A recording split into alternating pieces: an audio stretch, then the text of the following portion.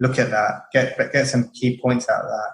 Google it. Have they been in the news recently? What for? Bring that up in the interview. Check the LinkedIn profile of your interviewer. See if there's any common ground. Depending on how in-depth their LinkedIn profile is, you might be able to find out things about their hobbies, things like that, which you can bring on later on. If you can mirror your interviewer, it always helps. What's mirroring? Sorry, mate. You mentioned a foreign term. If you mirror him. So, for example, if he's mentioned his football team, for example, and you know that whoever they are, if they're Man United, and you can maybe, if you're a Man United fellow fan, you can obviously have that in common. And if you're not, if you're another football team, you can have some banter about all of that. There's always a bit of humour there. The other side is make sure you're just well prepared in terms of, there's obviously going to be technical questions, some competency-based questions. So prepare for that beforehand. Sometimes I appreciate, due to confidentiality reasons, you can't take recent examples of your work. But if you can take examples of your work, it always helps so much in the actual interview, because that's you controlling that interview. You're discussing your plan and how you scheduled it and everything like that. You're the one in power, and you'll be fully confident discussing it. Think about why is that company your company of choice? Why do you want to join them? What are the reasons? And just familiarize yourself with that. And then when you're going to the interview, make sure you know where you're going. We've all got Google Maps. Allow extra time for delays if you're getting a train, things like that. In today's COVID world, if you're going to be on a Zoom meeting or anything like that, make sure it's all working. Make sure your connections are all right. They can hear you properly, as we experienced earlier. All of that sort of thing. And then just make sure in the interview itself, if it's face-to-face, you've got the eye contact going, you have the good handshake at the beginning. When you're talking, when they're asking you questions, focus on the question at hand and talk about what you did. Never refer to we. It's always got to be, this is what I did, what I achieved, nothing about what the company did. And remember as well, for the candidate, and this also goes to hiring managers, it's a two-way process. When we come back from COVID, it's still going to be, candidates are going to be far in demand. So if you're a client, you need to sell the company to the candidate. And for a candidate, ask genuine questions, not just the generic types, but really try and delve in a little bit more. Ask the interview if they've been with the company for a long time. Why have you been there? What have you learned from it? With this type of experience, what would be my next career steps in with this company?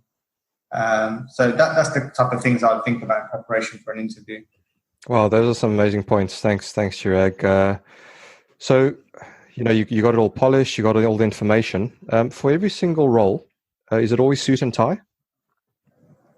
See, this is an interesting point, which I thought about earlier.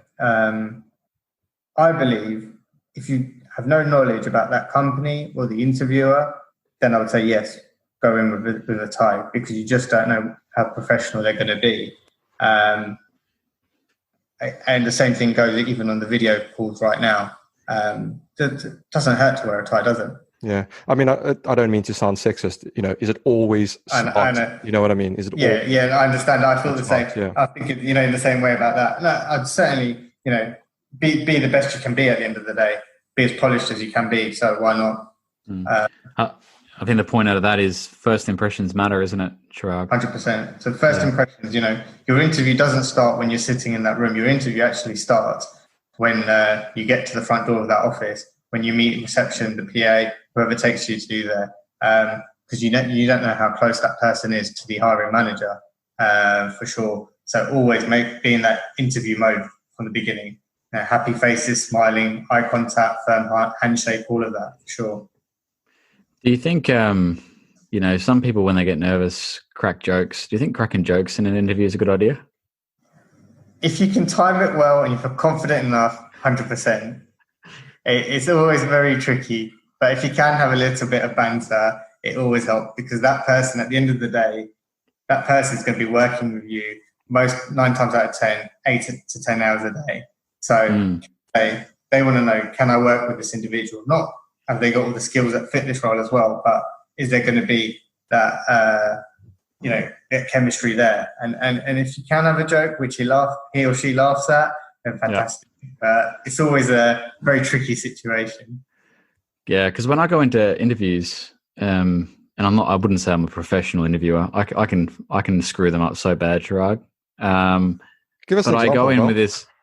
No, not yet. But I go in with this like likability scale, and I look for nonverbal clues that we've reached a likability position, as in there's a sense of rapport being built. And generally, what happens it's when they physically mirror me. And what that looks like is if let's say we're talking, and I might crack a joke. I'm not very good at jokes, Chirag, but I'll certainly be likable in that first couple of minutes, and I'll sit back in the chair, and if they do the same thing, it's an indicator that they are interested, and then I might lean forward just to see if they do the same thing. Have you seen similar kind of results from your candidates? Definitely. But before we start that, can I ask what's your common joke you like to say in interviews? I don't think I have a common one. I think I base it on the person and their expectation. So it depends on how serious the meeting is. If it's a senior role and I've got, let's say, the VP in the room and he's looking really stern and his head's down at the paper, and all right, I'm ready for this one. This is going to be interesting. But then the expectation changes because sometimes they're not what they seem. No. So I do it on the fly. It's all ad hoc. Okay. Yeah. No, fair enough. No, I'd certainly agree with the point that, the mirroring certainly helps. The one thing I say don't mirror is every time the interviewer goes to pick up his glass of water or coffee, do the same thing. But in terms of if the interviewer is very passionate and talking using hand signals, if you are confident and able to, try and mirror the hand signals for sure. If he's sitting upright and moving forward towards you, so he's very engaged, then I'll certainly do that. But again, I think you just have to be yourself as well. So it's always getting that right balance. If you feel uncomfortable doing something,